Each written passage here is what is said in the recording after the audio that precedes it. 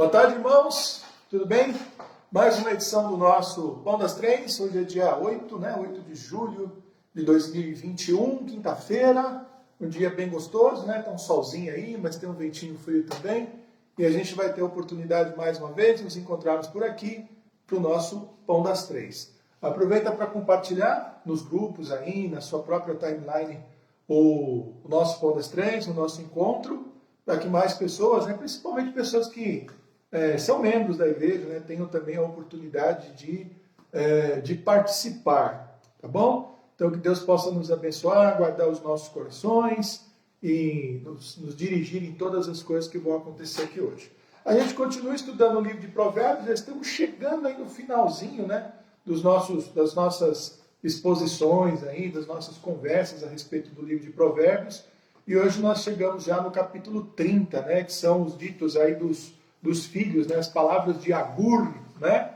E a gente hoje vai falar com esse tema aí, nem muito e nem pouco, né? Aliás, é mais uma das passagens da Bíblia que a gente recita, né, que a gente conhece bem, muita gente nem tem a referência, né, de que o que a gente vai ler hoje está exatamente no livro de Provérbios, mas é um ensinamento muito importante, né? A relação do filho de Deus, do crente, do sábio, com os bens materiais, com as posses, né, com as coisas desse mundo, que devem ter uma importância bastante equilibrada nas nossas vidas. Se você tem pedidos de oração, você pode ficar à vontade de colocar aí no chat, né, os pedidos de oração. A Vera está aqui comigo hoje, né, acompanhando aí os pedidos, ela vai anotando, e se chegar até o momento da oração, a gente cita. Se chegar depois, a gente vai anotar de qualquer forma, colocar na lista também, se for o caso, para que toda a igreja possa acompanhar os pedidos de oração. A listinha já está feita aqui, né, e a gente pode então complementar à medida que o Pão das Três vai se desenrolando. Então nós vamos orar. Após a nossa oração, quero convidar você para cantar o hino 395 do cantor cristão, que se chama Cristo Satisfaz. O próprio título aí do hino, né, já aponta, né, a direção que a gente quer trazer nessa tarde, a respeito daquilo que deve realmente satisfazer a nossa vida, né? O que é que nós temos que buscar no sentido de sermos preenchidos, completos e também saciados. Vamos orar.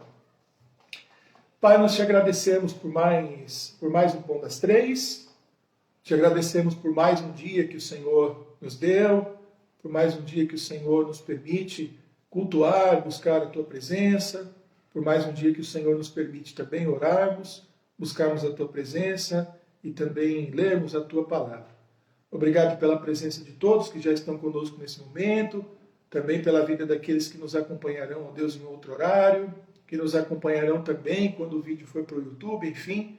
Peço que a tua bênção esteja sobre a vida de todos aqueles que têm buscado conhecer, ó Deus, um pouco mais da sua palavra, estarem envolvidos, ó Deus, com as atividades, envolvidos também com os desafios, ó Deus, que a igreja tem, e que todos, ó Deus, juntos, ó Deus, como um corpo e como uma família, possamos também fazer a tua vontade, ó Deus, e levar o evangelho, ó Deus, a todos os lugares, seja através do nosso próprio trabalho, seja também apoiando, ó Deus, aqueles que fazem isso. Fica conosco, nos guardando, nos abençoando, nos dirigindo. É a nossa oração no nome de Jesus. Amém. O hino 395 do cantor cristão, né? Cristo satisfaz.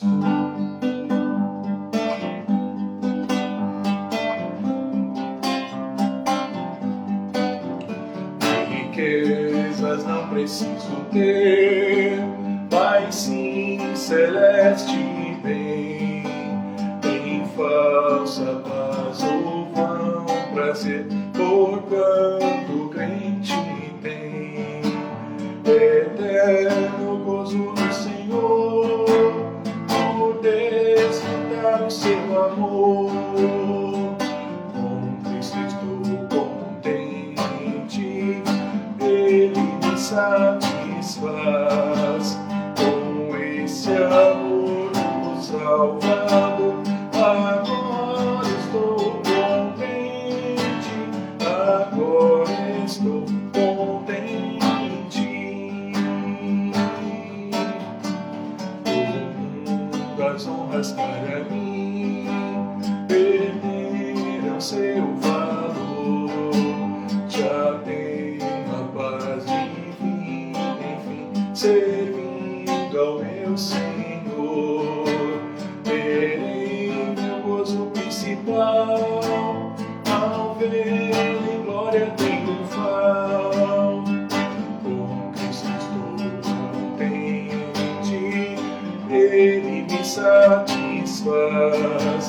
com esse amor do Salvador.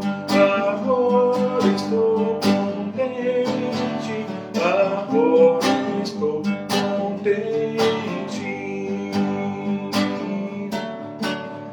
até que esteja lá no céu, aonde Cristo entrou, e veja a face já sem véu de quem me resgatou.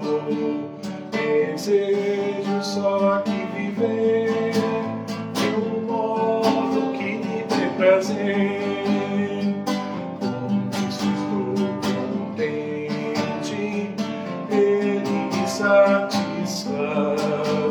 Com esse amor do Salvador, agora estou contente, agora estou contente.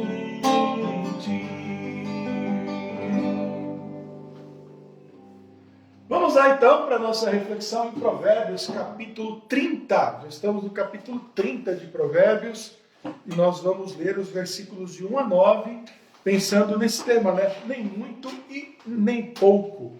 As palavras de Agur, né? As palavras de Agur, filho de Jaque, o oráculo, né?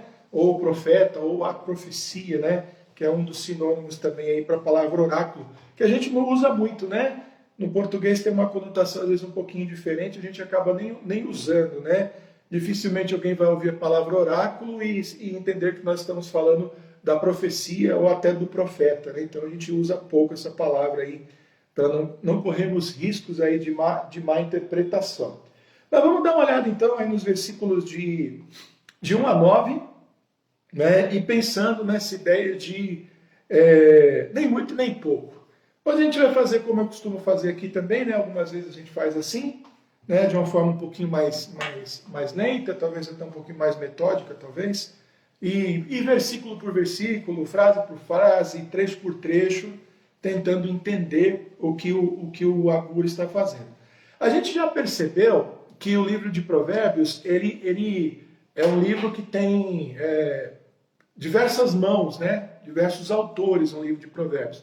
Ele é um compilado, na verdade. Então a gente sabe, né, que a primeira grande parte, né, do livro de Provérbios, praticamente do capítulo 1 até o capítulo 24, versículo 34, que é o capítulo 24 inteiro, na verdade, então do capítulo 1 até o 24, a gente tem os provérbios que foram escritos por Salomão e os provérbios que foram, digamos assim, redigidos por Salomão. Qual que é a diferença? Aqueles que ele mesmo escreveu por inspiração divina e aqueles que ele também aproveitou e que já circulavam e que já eram conhecidos e que ele tomou nota, né? E a mão de Deus está nesse processo também, né? É sempre tão difícil quando a gente fala do processo de inspiração plenária e verbal, né, das Escrituras, porque na verdade é uma expressão que explica tudo e ao mesmo tempo não explica nada. Por quê? Ninguém se arrisca a dizer que exista um método exato que Deus tenha usado para revelar a sua palavra aos seus servos. Por quê? Porque ele usou diversas formas. Por exemplo, os mandamentos ele escreveu em letras de pedra e Moisés desceu com elas do Monte Sinai, desceu com o texto escrito. Ezequiel, por exemplo, ele teve visões e arrebatamentos espirituais. A mesma coisa aconteceu com o Apocalipse. Né? O anjo, Jesus, ali tomaram João pela mão e foi levando ele a ver coisas. Né?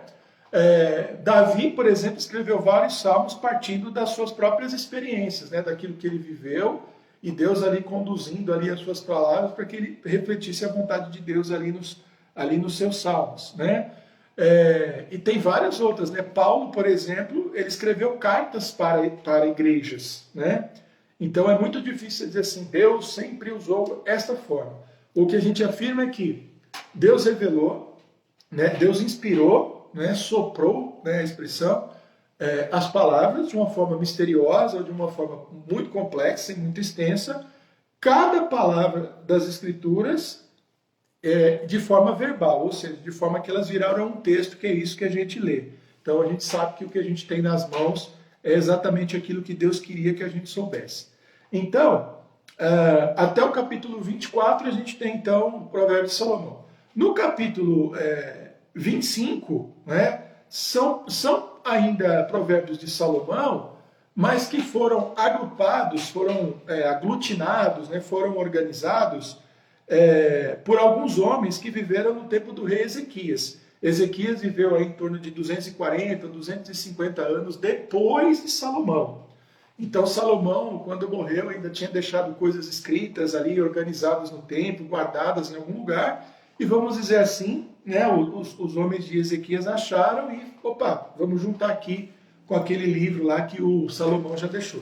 E depois ele recebeu essas outras partes, né? Então a gente tem no capítulo 30, que são as palavras de Agur, e no capítulo 31, os conselhos, né, que uma mãe deu para o seu filho, né? A mãe do rei Lemuel, mas a gente não chegou lá ainda, que é o capítulo 31. Inclusive aqui tem um formato bastante interessante, meio acróstico, mas a gente chega lá e aí eu explico melhor, tá? Então são palavras do Agur, né? Filho de Jaque, o oráculo, e disse esse varão a Itiel e a Ucal, né? São nomes aí de homens, né? Aí ele diz assim, ó, né, as palavras de Agur, o próprio Agur dizendo, né, para Itiel e Itiel ao Ucal. Então, dá a entender que o Agur chegou para o Itiel, falou essas coisas, e depois o Itiel chegou para o Ucal e passou essas informações. E talvez dê a entender aqui que talvez o Ucal, né, tenha transformado isso em texto, em palavras, alguma coisa mais ou menos nesse sentido. Ele diz assim, olha que interessante, a visão que esse homem tem de si mesmo e o que ele está pedindo, o que ele está desejando para a vida dele. Ele diz assim, na verdade, que eu sou mais bruto do que ninguém. Não tenho o entendimento do homem, nem aprendi a sabedoria, nem tenho o conhecimento do santo. Então, assim, a gente pode dizer que ele é um homem humilde? Eu acho que humildade é uma palavra que se encaixa bem, né? Porque ele reconhece as suas próprias limitações, né? Quando você conhece as suas virtudes, né, e você também trabalha a partir das suas virtudes, isso não tira de você a humildade, tá? Porque a humildade é você saber exatamente quem você é. Num certo sentido, Paulo ensina isso lá aos Romanos, né? Ninguém pense de si mesmo nada além do que convém, mas conforme a medida da fé que foi repartida a cada um. Ou seja, ali ele não está querendo ensinar para a gente que a gente tem que se humilhar, e mesmo que a gente possa ou saiba alguma coisa, a gente tem que dizer que não pode e não sabe. Não, ele diz que a gente tem que viver à altura daquilo que a gente realmente é. E é fato que algumas pessoas receberam mais inteligência, é fato. Algumas pessoas têm mais sabedoria, algumas têm mais capacidade, outras têm mais força, outras têm mais resistência, outras têm mais experiência, e isso aí é normal, né? Os seres humanos não são iguais, né? E isso também é um dom divino, né? Uma coisa muito boa. E que beneficia muito a igreja, né? A igreja ela cresce quando ela sabe se valer das virtudes individuais e das diferenças que há entre nós. Lembrando que diferença não quer dizer atrito, né? Diferença quer dizer que um tem uma qualidade, outro tem outro, um gosta de uma coisa, outro gosta de outra, tá? Eu nunca falo em diferenças assim no sentido de coisas que nos afastam, coisas que nos destroem, coisas que nos impossibilitam a convivência, tá? Quando a gente fala em crente, reino de Deus e igreja, as diferenças elas servem sempre para somar, né, nas nossas relações. Aí ele dá uma lista, sou mais bruto do que ninguém, né? Bruto nesse sentido é de falta de entendimento, conhecimento, ele não sabe como é que são as coisas, como é que funciona a vida, como é que as coisas devem ser, ele não sabe como falar direito, então ele fala, eu sou bruto, né? Não tenho o entendimento do homem, né? Então aqui ele está se comparando, obviamente, com aquelas pessoas que ele conhecia, e talvez ele até olhe para essa situação e diga assim, pelo menos algumas coisas eu precisava saber, conhecer, e nem isso eu sei, nem conheço. Nem aprendi a sabedoria, né? Que é uma forma de inteligência também, né? Sabedoria é uma expressão também da inteligência, né? Que te ajuda a saber como lidar com as coisas que estão no mundo, né? Lidar com a própria vida, né? Saber como conduzir a própria vida.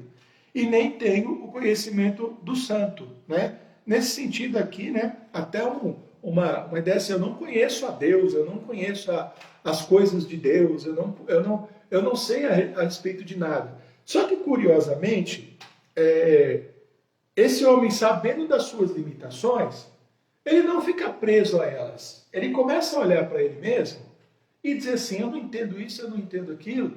E olha que coisa bacana. Ele começa a formular perguntas na cabeça dele. Nunca, né? De uma forma geral, saber fazer boas perguntas é o que também nos ajuda a chegar ao conhecimento de alguma coisa, não é? Para mostrar para quem está nos ensinando em que ponto nós nos encontramos, não é? E também é uma forma de esclarecer, né, até para nós mesmos, quais são as coisas que a gente não entende e tentar entender aquelas coisas a fim de poder entender outras, né? Então, sei lá, vou dar um exemplo aqui muito, muito bobo, né? Vou pegar aqui uma coisa bem maluca, né? Você vai praticar um esporte, né? E aí você vai lá praticar o esporte e tal, aí você está lá na primeira aula, aí você quer fazer uma pergunta para o professor, aí você pode fazer uma pergunta para o professor do tipo assim, qual que é o objetivo desse jogo? Então é futebol. É marcar mais gols do que a torcida, do que o time adversário. Então você tem que colocar a bola lá dentro, lá do retângulo lá, do que se chama gol, lá entre as traves lá, mais vezes, então você também, para chegar nisso, você tem que se defender. Aí você faz uma segunda pergunta do tipo, existem regras, cada time tem o seu campo para onde ele está atacando, o campo onde ele está fazendo a defesa, tem esses jogadores, eles podem se posicionar assim, assado, dependendo do contato físico que tiver vai ser falta, dependendo do contato físico que tiver não vai ser falta, e tem um negócio que os caras inventaram aí que chama impedimento, que é um negócio muito esquisito e que ninguém nunca chega no consenso, né? Então o negócio também tem ali as suas dificuldades, e o esporte moderno inventou um tal de VAR, né? Que parece mais atrapalha do que ajuda, acharam que ia acabar com as polêmicas, e as polêmicas aumentaram, aí eu já estou com ironia, né? Aí já estou estou com gozação com futebol, né? Mas assim, então a pessoa faz uma pergunta e essas perguntas são boas, né? Quando você vai ler a Bíblia, né? Eu nunca vi ninguém me perguntar, mas seria uma pergunta tão boa, mas que livro é esse? O que esse livro fala? É uma pergunta muito, muito pertinente, muito boa, né? Olha, esse livro aqui, ele fala do plano de salvação, da vontade de Deus. Nos conta como Deus criou todas as coisas, porque todas as coisas estão como estão, e a coisa está feia, está ruim, e tudo que ele vai fazer para, digamos assim, consertar o que ficou errado. E aí a Bíblia também nos conta a história de como é que foi que as coisas degringolaram, né? De como elas se perderam, de como o trem descarrilhou, né? De como o trem saiu do trilho. Então, essas perguntas são importantes. Esse homem faz, né? Perguntas que para mim são muito interessantes. Olha a primeira que ele faz. Quem subiu ao céu e desceu? Quem encerrou os ventos nos seus punhos? A primeira pergunta dele é mais ou menos assim. Eu estou indo longe até, eu confesso. Como é que eu posso ter certeza de que essas coisas que vocês estão dizendo aí são verdade? Algum de vocês foi lá conversar com ele? Ele pediu para alguém descer de lá e contar para a gente? A gente sabe, né, que Deus mandou alguém descer de lá e contar para a gente. Primeiro foi ele mesmo, né? Olha que interessante, porque ali no Éden, né, Deus sempre passeava ali pela viração do dia, a gente pode entender isso como uma descida, né, para conversar com Adão, dar as ordens e as instruções. Quando o povo começou a sofrer, lá em Êxodo 3, diz, eu vi o sofrimento do meu povo, por isso eu desci. E aí vem, obviamente, a descida mais fantástica de Deus, assumindo a forma humana, que é Jesus Cristo. Então, a gente poderia até dar uma resposta para ele assim, sim, foi Deus quem nos revelou. Esse é o conceito que a gente tem tão caro para nós, tão importante, que é o conceito de revelação. O homem, por si só, não pode chegar ao conhecimento de Deus e das coisas de Deus de forma alguma. Mas a gente sabe muitas coisas a respeito de Deus porque ele revelou. Então é engraçado, né? Você que passou pela escola, né? vai lá na aula de filosofia, de história, sempre vem esse tipo de pergunta, né? Como é que você pode ter certeza de que aquilo que te ensinam lá na igreja é verdade, de que aquilo ali não é invenção humana? Aí vem alguns com uma conversa que parece uma conversa muito boa, diz assim, mas Deus, né, ele não se apresenta, não tem uma forma, a gente não pode, né, cruzar com ele na rua e fazer perguntas para ele. Como é que vocês podem fazer afirmações assim tão categóricas a respeito de Deus? E a resposta é bem simples. A resposta é: você tem razão. A gente não pode chegar a essas conclusões e ter esse conhecimento pela nossa própria mente, pela nossa cabeça. Mas o próprio Deus revelou muitas coisas a respeito de si. Através da natureza, através dos fatos, uma consciência que há dentro de mim, mas acima de tudo, né, que é essa revelação mais especial, mais específica, através da sua palavra e quando ele mesmo assumiu a forma humana em Jesus Cristo, né, a revelação que é a revelação máxima de Deus, né, se fazendo como um de nós. Quem encerrou os ventos nos seus punhos? Quem guardou os ventos? Quem amarrou as águas na sua roupa? Aqui pode ser uma referência às nuvens, né, ao momento das chuvas. Quem estabeleceu todas as extremidades da terra? Quem foi que determinou? Né? Eles tinham até uma ideia, né? Aqui pode ser até uma ideia assim, de que o mundo tivesse uma borda ou um fim, mas a gente sabe, né, que mesmo o mundo sendo uma esfera, né, mais no formato de uma laranja, com certo achatamento aí nos polos, né, que ela tem as suas extremidades, né, o seu norte, sul, seu leste, oeste, ela tem um eixo, né. Então, qual é o seu nome? Qual é o nome do seu filho? Olha que interessante a pergunta que ele faz, né? Se é que o sabes. Então ele faz perguntas muito pertinentes, né? Ele faz perguntas muito pertinentes. Então, agora pensando nas perguntas que ele faz, na maneira como ele se posiciona diante de Deus, das coisas reveladas de Deus, a gente percebe que esse homem é bruto porque ele não tem resposta, não sabe ainda as respostas, ele ainda não tem o conhecimento. Mas isso não significa que ele não seja uma pessoa inteligente, porque inteligência é uma coisa, informação é outra. E é possível você ter uma delas e não ter a outra. É possível que uma pessoa seja muito inteligente, ela tenha muita capacidade de aprender e não tenha informação. E é possível que uma pessoa tenha muita informação e não tenha tanta inteligência. Mas também é muito provável que alguém que tenha muita inteligência vai correr atrás de informação e dentro de algum tempo vai ter inteligência e muita informação. É o caso do nosso amigo, fazendo as perguntas. A gente sabe que algumas perguntas que ele está fazendo são demais para a cabeça dele e são demais para a nossa própria cabeça. Né? É um pensamento muito particular que eu tenho. Eu acho que o nosso conhecimento ele tem um limite, isso é muito óbvio, mas eu também acredito que a gente tem que conhecer qual é o limite do nosso conhecimento. Eu estou falando de forma particular.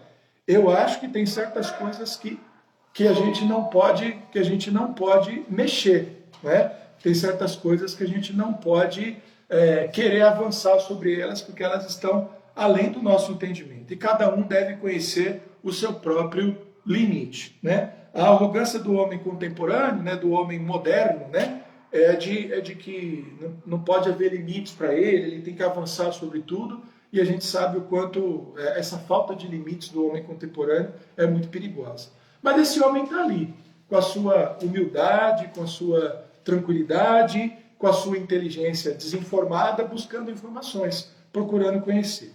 E aí ele começa, né, a desenvolver coisas, ou talvez até alguém conversando com ele e ensinando. Toda a palavra de Deus é pura. Escudo é para os que confiam nele. Então, olha que interessante. Quando as respostas começam a ser dadas, a primeira coisa a ser citada nas respostas e nas colocações é a palavra de Deus, como pura e escudo para os que confiam nele, para que o protejam.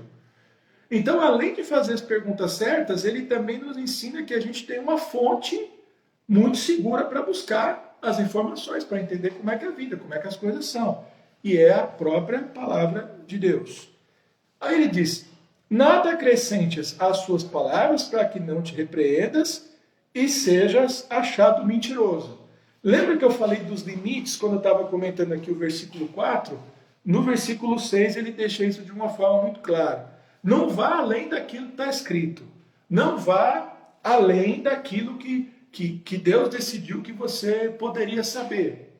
Não queira ser justo demais, sábio demais, sabido demais aos seus próprios olhos. Né? Não queira ultrapassar os limites que o próprio Deus estabeleceu para a humanidade e até os limites que o próprio Deus estabeleceu para cada um de nós. Ele sabe a medida do conhecimento que cada um de nós é capaz de carregar, ele sabe o tamanho da fé, né, que o coração, a mente, a alma, a vida de cada um de nós é capaz de carregar e de suportar. E aí ele diz isso, olha, você vai saber esses limites quando você começar a ler as palavras de Deus e compreender as palavras de Deus. Para que não te repreenda, porque se você passar do limite haverá repreensão, e também sejas achado mentiroso, porque vai estar indo além. É curioso porque isso não é a única vez que aparece isso na Bíblia, né? A gente lembra de Apocalipse, né? João recebe ali ameaças até inclusive, né? Que se fosse acrescentada alguma coisa, seriam acrescentadas as dores prometidas aos ímpios. Se fossem tiradas coisas, seriam tiradas as bênçãos prometidas aos justos. Então, é sempre na medida em que Deus nos dá, né? Nem muito e nem pouco, na medida adequada. O nem muito e nem pouco não fica só no conhecimento, mas ele avança isso também quando ele diz o seguinte: duas coisas te pedi, não me negues antes que eu morra. Já sabendo quais são as coisas, né, a gente sabe que são duas coisas que são mutuamente dependentes ou têm uma relação assim muito estreita entre elas. Quais são essas duas coisas que esse homem bruto, que está buscando entendimento e conhecimento, pediu? Afasta de mim a vaidade e a palavra mentirosa. Tá? Então não deixa meu coração desejar mais, não deixa com que as minhas palavras não sejam um reflexo daquilo que eu aprendi, daquilo que me foi ensinado. E depois ele diz, não me des nem pobreza nem riqueza, mantém-me do pão da minha porção acostumado. Né? Então olha que interessante. Não deixe o meu coração se envaidecer com qualquer coisa que seja, ou pelo conhecimento, ou pelas coisas que eu acho que eu possa alcançar pelo meu próprio esforço, e não deixa que eu seja mentiroso. Então são coisas que, como a gente já viu anteriormente, estão muito interligadas, né? Porque quem ultrapassa os limites também mente, né? E nem pobreza e nem riqueza, né? Ele até justifica, ele diz assim, para que, porventura, de fato, te não negue e diga quem é o Senhor, ou que, empobrecendo, venha furtar e lance mão do nome de Deus. Esse aqui é um dos versículos que a gente, que a gente conhece bastante, né? O 8 e o 9, né? Então, eu não quero ser nem rico e nem pobre. Eu não quero nem ter muito e nem ter pouco. Porque se eu tiver muito, eu corro o risco de blasfemar e de abandonar o Senhor, é isso que ele está dizendo. E se eu tiver pouco, aí ele fala aqui, né? Eu posso até vir a me tornar um ladrão e roubar dos outros, né? É lógico que não é um versículo, né, que justifica aqui que qualquer pessoa que não tenha alguma coisa está justificada de roubar. É claro que não. Mas ele está reconhecendo, obviamente, os próprios limites e as próprias fraquezas e dizendo para si mesmo, olha, eu não sei como eu vou reagir na extrema necessidade. Então, eu penso o pior de mim mesmo, porque eu não confio em mim mesmo. Eu também não sei como é que eu vou reagir na extrema prosperidade, na muita prosperidade. Eu não confio em mim e pode ser que eu abandone o Senhor. Então ele pede para que Deus dê para ele a porção com a qual ele está acostumado, né? Ou seja, aquele mínimo que ele precisa para sobreviver e que ele pode dizer que não tem nem muito e nem pouco. E aí, obviamente, falando das coisas de natureza também material. Então, olha que interessante, quando eu falo nem muito e nem pouco, a gente hoje falou de duas coisas, né? Dos limites do nosso entendimento e do nosso conhecimento, e falamos também dos limites das nossas posses materiais. E qual é o problema que elas podem trazer para nós? Desde transitar entre assuntos que a gente não domina, que podem perturbar nossa mente, o nosso entendimento, e até nos fazer pessoas mentirosas, porque a gente vai estar avançando sobre coisas que a gente não conhece, fazendo afirmações falsas a respeito daquilo que a gente diz que conhece, mas não conhece, até o extremo ali, pensando na questão das posses materiais, de como elas podem corromper o nosso coração, nos levando, né, à arrogância de achar que nós dependemos apenas de nós mesmos, não precisamos do Senhor, ou de que nós estamos justificados de cometer erros graves, como até roubar, porque nos faltam coisas, tá? Então, é nessa linha do nem muito e do nem pouco. Isso é algo que é curioso, ele coloca em oração. Então, a gente pode pensar nessa situação como é ter nem muito e nem pouco. Do ponto de vista do homem, da gente, não é? O que a gente precisa saber? A gente precisa aprender a conhecer os nossos próprios limites. Ou seja, o que a gente tem condição de lidar em termos de conhecimento e de informação e o que a gente não tem capacidade de lidar. A gente não vai ser julgado por Deus por não ter alcançado o entendimento do apóstolo Paulo. A gente não vai ser condenado por Deus por não ter chegado ao entendimento de, sei lá, alguns grandes homens aí da história, da teologia.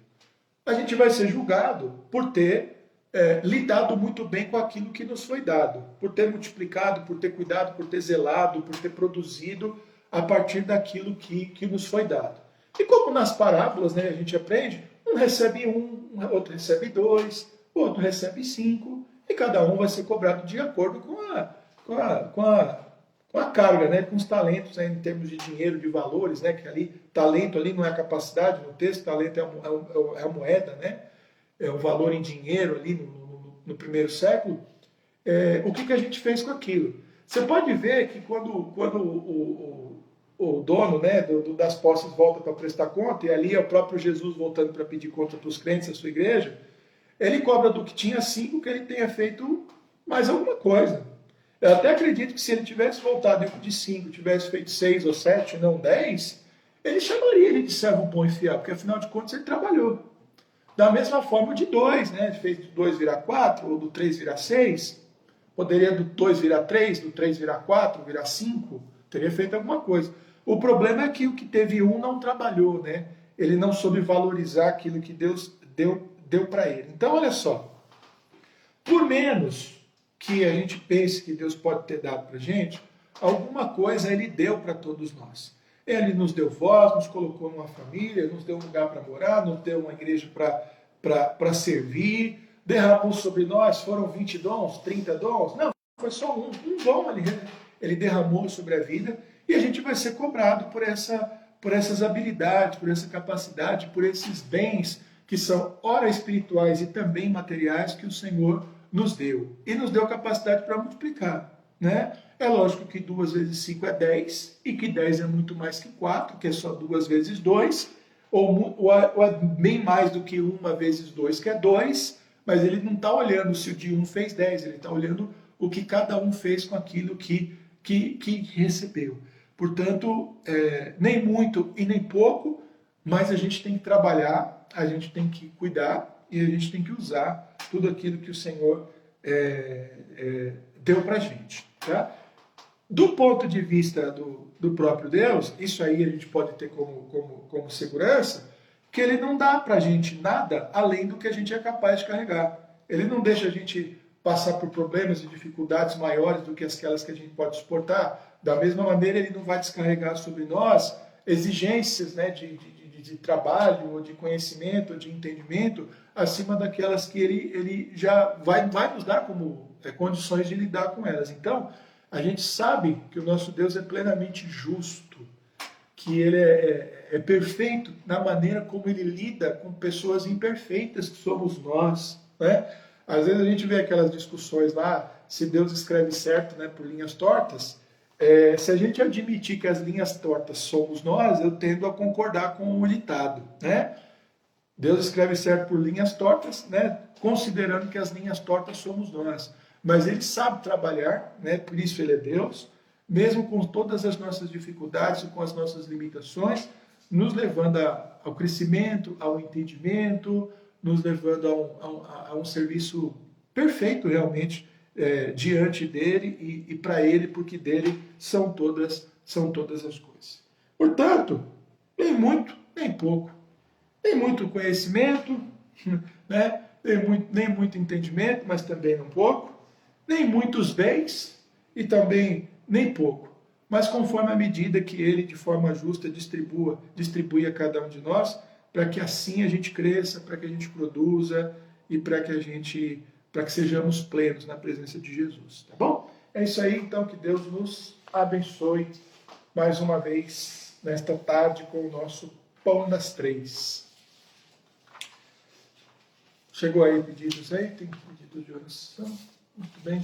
Só esse? Eu não sei quem é esse Antônio Freire. Deixa eu ver quem você desculpa. Tá. Vamos lá, gente. Nós temos aqui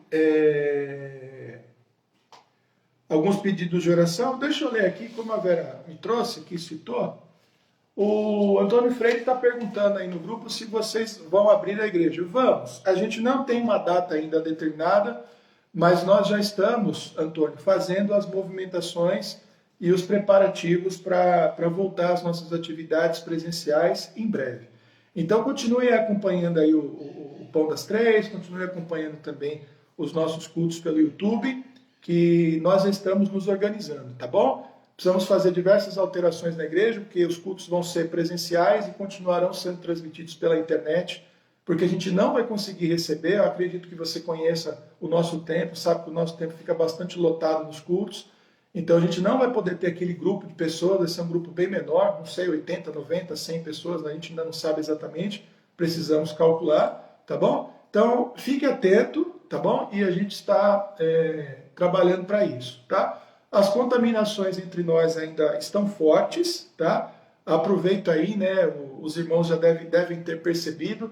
Nós temos nesse momento pessoas da nossa equipe de música ali, né? Do pessoal que trabalha na transmissão, contaminados com Covid, tá? Inclusive ontem fizemos um culto assim com um número de pessoas até reduzido, porque a doença ainda está forte circulando entre nós. E a gente não pode abrir a igreja nesse momento correndo o risco de nos contaminarmos.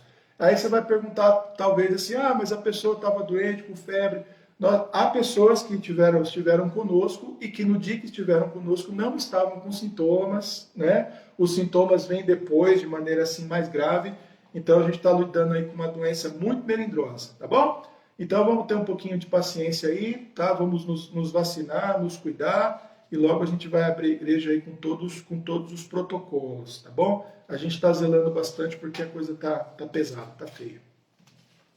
A nossa irmã Nélia, né, querendo agradecer as orações feitas pelo seu Ventura. O resultado dele no nódulo do pulmão disse que não é maligno, então não é câncer, né?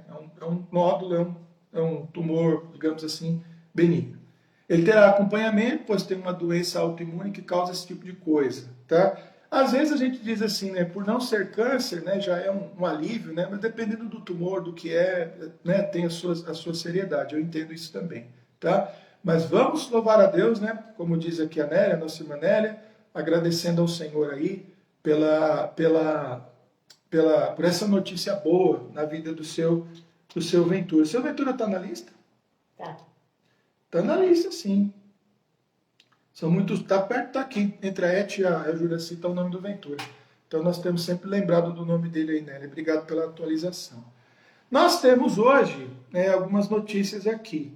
A Jusilene, filha da nossa irmã Zuleide, está com os exames marcados para esse mês, né? Fazer os exames esse mês, para fazer a sua cirurgia no ovário.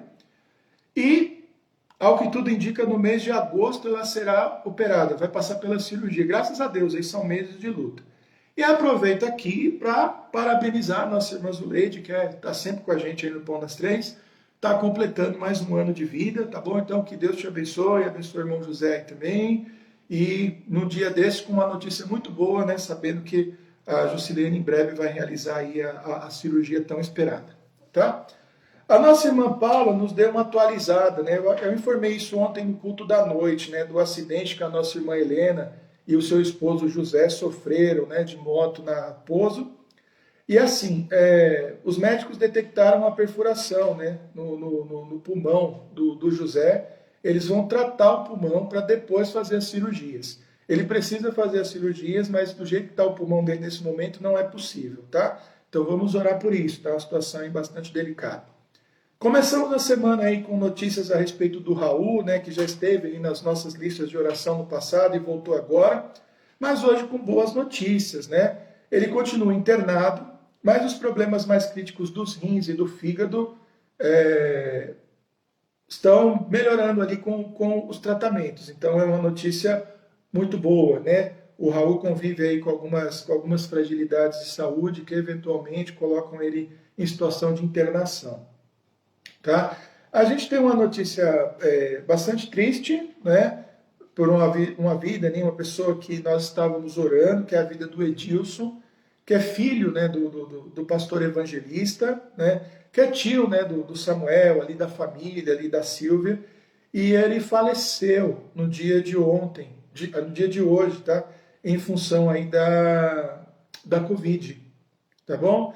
Acho que a gente contou um pouquinho a história, né? Ele veio, né, de Portugal para São Paulo, para o Brasil, para estar perto do pai, da família, né? Acabou contraindo Covid, foi internado em situação bastante grave e hoje, infelizmente, ele veio a óbito, tá? E a gente continua orando pela vida do pastor evangelista, que está numa situação bastante delicada ainda no hospital, carecendo aí de muitos cuidados, e da sua filha também, a esposa do Edilson, né, que é a Edileia, que também continua internada, entubada também por Covid. Tá? No dia de ontem, eu falei no culto da noite também, eu acredito, a nossa irmã Silvia perdeu um tio no dia de ontem, tá? Por infarto, né? Foi uma situação assim, rápida, né? Aconteceu um infarto e ele acabou falecendo. Então, vamos orar por toda a família, orar pela Silvia, orar pelo Samuel. Eu vi que o Samuel compartilhou também aí o falecimento do Edilson no grupo dos homens.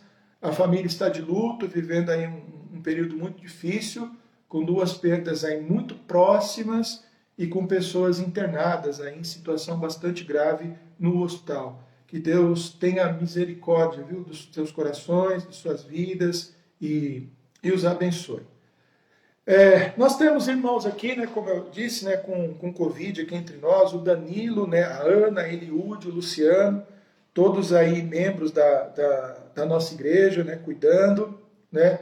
O Danilo e o Luciano estão sofrendo um pouco mais, né? Hoje a gente deu uma atualizada aí na situação deles aí, com febre, com indisposição, com dores, mas estão se tratando em casa.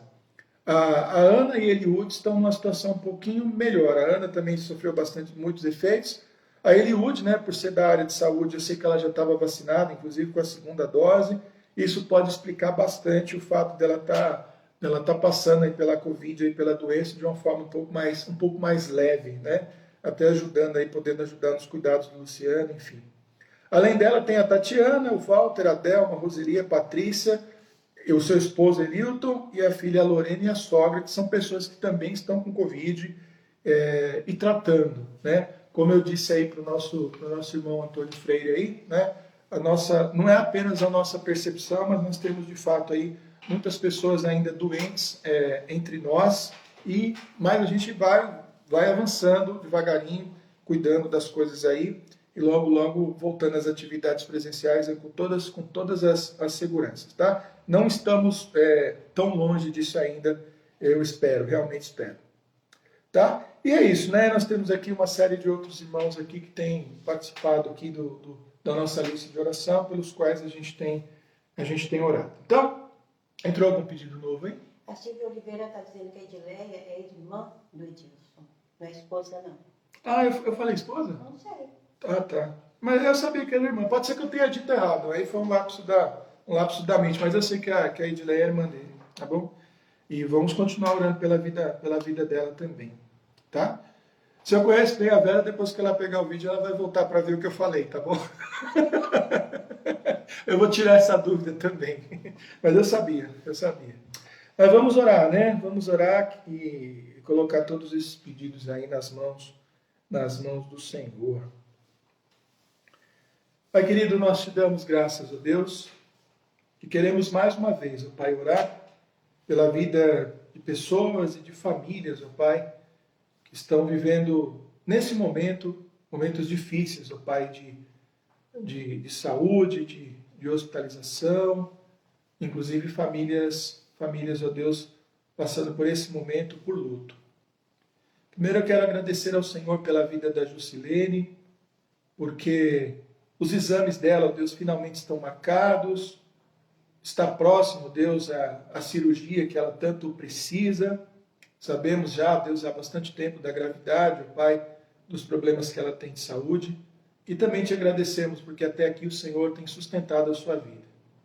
Também te agradeço, ó Deus, por mais um ano, Pai, de vida da nossa irmã Zuleide, que tem sempre estado aqui conosco, e com certeza, ó Deus, as suas orações também, ó Pai, têm acompanhado as nossas orações pela igreja, assim como nós, ó Deus, a temos acompanhado na oração pelos seus familiares, ó Deus, em especial pela vida do nosso irmão José e pela vida da sua filha também.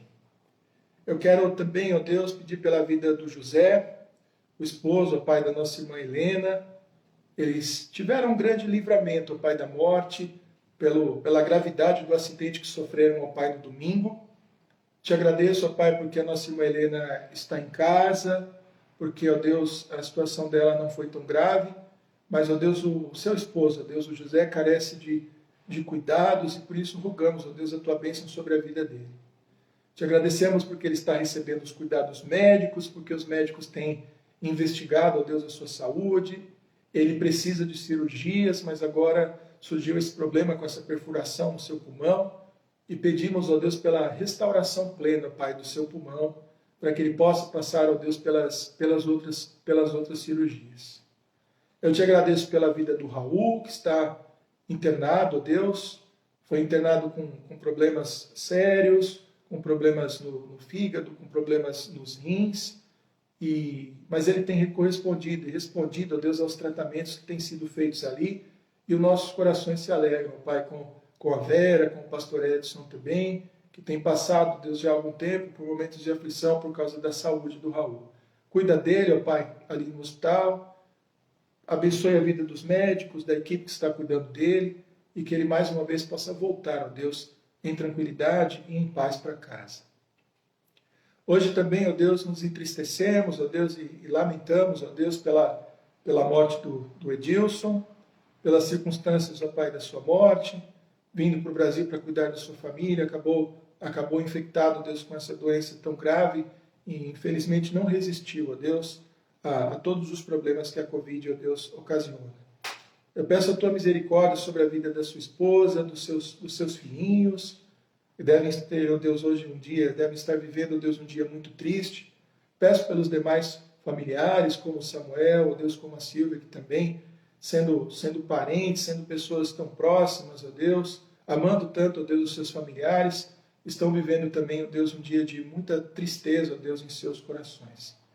Eu peço que mais uma vez, ó Deus, a tua graça venha a cuidar, ó Pai, dos seus corações, dos seus pensamentos, guardá-los, mais uma vez protegendo a sua esposa, ó Deus, e os seus filhos nesse momento tão difícil.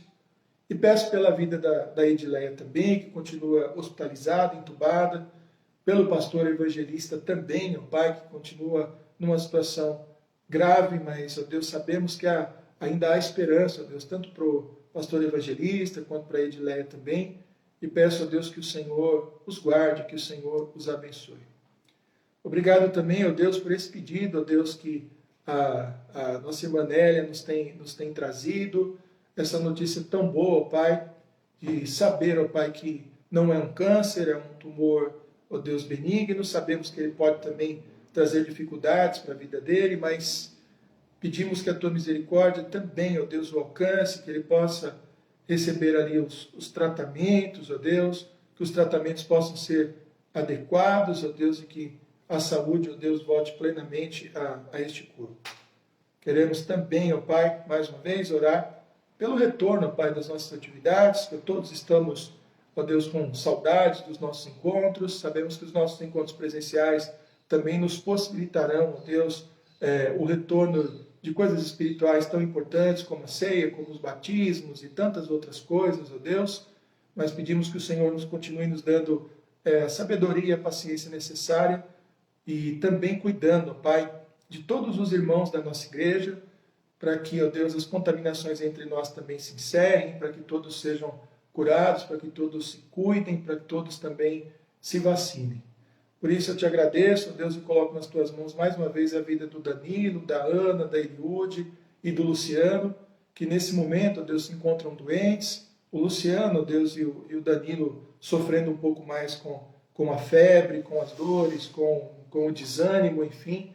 Mas eu te agradeço porque eles estão sendo tratados, medicados, estão conseguindo se alimentar e rogamos que eles possam passar, ó Deus, o quanto antes por essa fase crítica, ó Pai, da doença.